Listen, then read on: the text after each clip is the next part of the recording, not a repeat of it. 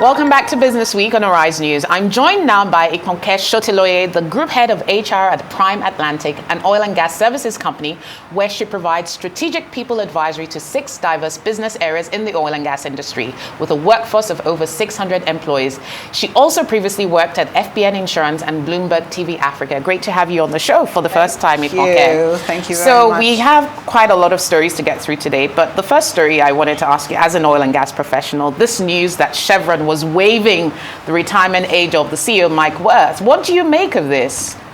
You know, when I got the news and I saw it, the first thing that jumped at me is, okay, Michael has demonstrated competence over the years since his appointment, and he has delivered value. So I wasn't worried. Also looking at the numbers, what he has done, year on year, this quarter, I mean, they've reported about $242 billion, in revenue, and that has been like about an 11% increase. And then also, Michael has also focused on capital efficiency, cut down on how much is spent on CapEx. Before the pandemic, they were reporting about 19 to 22 billion dollars in expenditure, but this year they are projecting to spend about 15 to 17 billion, which for him, his focus is same goals, his same objectives, and delivering value, to the customers and investors. So I mean, for me, I just thought, good. But at the same time, there's a signal for every leader, which is you've been at this role for at least almost 5 years. What has the board been preparing? The expectation... Preparing in terms of succession. Succession, yes. Yeah. The expectation is that there should be a replacement plan for every role, especially critical roles. I think that everyone in the oil and gas space is thinking, what is it? But then again, I mean, the independent board has said that, there are no lapses to this. Okay. We have clearly focused on succession. Our intentions at this time is to strengthen the business, and Michael is the person that they think is best at this time. So thank you for that angle. So I guess what you're saying is there are no major corporate governance challenges, but do you think other oil and gas majors will follow suit? Look at this as an option. As an option. Yeah, I see that a lot of people will consider it, but I think strongly it will allow people to go back and look at their policies and look at their critical roles and ensure that they tighten their belt. And what I mean tighten is in preparedness. There are speculations that Chevron's plan is that the current CFO, will take over from the CEO in the future, but many organizations are expected to know who will be the replacement. But there's so much to use as speculations because there was a pandemic. He was appointed in 2017. And, you never can tell. Yeah. But I see that CEOs at this time, that's a signal. What are we doing? Are we making the right decisions? Do we have the right leadership to steer, the ship? Yes. Yeah, interesting times for the oil and gas industry. So, a tech story now. Twitter has changed its logo to X. I mean, Elon Musk, it's not surprising for a lot of observers on the social media platforms because he does make very interesting decisions and he's quite reactive. But what do you make of this kind of rebranding? Is this a reaction to competition such as Threads? I don't know. I think strongly that Elon is reacting to what is happening. But nonetheless, we all know that, the profits in the business, they were reporting about $5 billion. At the time he purchased the business. I think he purchased the business about $44 billion. Right now, the Bloomberg business is saying that it's reporting at about $8.8 billion. So, in terms of valuation? Yes, at valuation. And I think that for Elon, just being how he is, and he has a very strong personality as a leader. And I know that a number of customers, subscribers have struggled with his decision making. So I find that at this time he's trying to diversify, and I think their focus here is this transformation.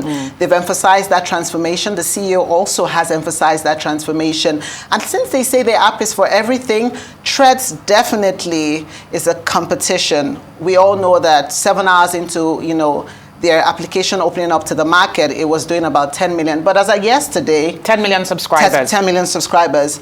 And about 24 hours, we're doing 70 million subscribers. But yesterday, there was news that leaked that half of those subscribers have actually left. Really? Yes. And so, but obviously Mac is obviously managing that. But I think generally the tech tech industry is highly competitive, and Elon is trying to position the business. I really hope, I do not see them making the profits. I know he speculates $3 billion this year because obviously he has declared that the advertising revenue is at a decline of 50%, is it now?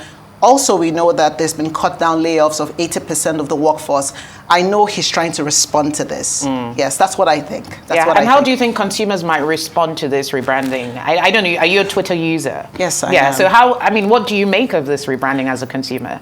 For me, I think strongly that Twitter had its essence. It was all about news. And most of us went there for the news, the authentic news, the originality of it.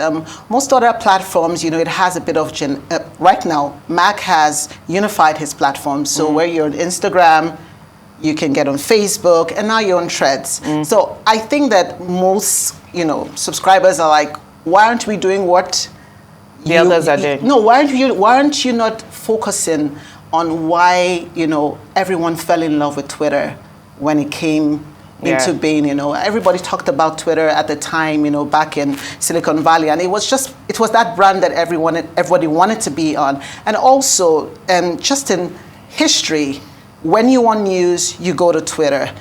When you want to play around, you go to Instagram. Right. When you want to post pictures, you go to Facebook. The same, all of them are the same. But for Twitter, it had its essence, and I think that maybe Elon could have stuck to that strategy, but let's see how the next months and years pan out. Yeah, indeed. A very interesting move there by the Twitter owner. Right, Google, another tech story. This is good news for Nigeria. It says that Nigerians can now pay in Naira on the Google Play Store and buy apps. I think this is great news, frankly, right?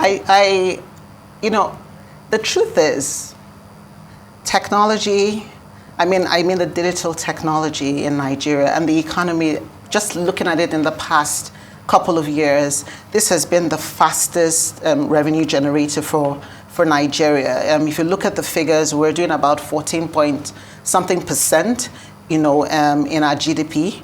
And it grew to about 15%. And last year... For the tech sector? For the digital economy sector. Now it's grown to about 18 point something percent. So I think for Nigerians, this is good. I think for financial inclusion, this is great. And I think also it sends a signal to international trade that, the market is open, Nigeria is ready to trade. And I think that we're going to see many more changes with this as regards our business. Yeah, and of course, if you look at the population, the consumer population, the youth demographic, it's a market that a lot of big tech companies cannot afford to ignore. So I think this also in some way may send a positive signal to investors about some of the policies of this administration, where if it's open, if it's liberal, then it attracts investment. What are your thoughts? I agree with you 100%. And I think that's why I said that it's a signal to most investors that, the Nigerian market is open. And because there's been more focus on digital economies, post the pandemic, we started out really driving that in the pandemic for a lot of people. And I think for end users like us, I think that we're going to see a lot of change. And I think we also want to primarily see that, impact our GDP. I think that's what the focus is, just looking at where Nigeria is. Yeah, in fact, I actually then think that this will then increase demand for Naira. So this may have positive long-term effects in terms of Naira demand. I'm very glad that you have to pay, you can pay in Naira. There are no pressures, on us. Of course. And finally, we kind of saved the best for last here, Ipoke. The ministerial list of 28 nominees submitted to the National Assembly.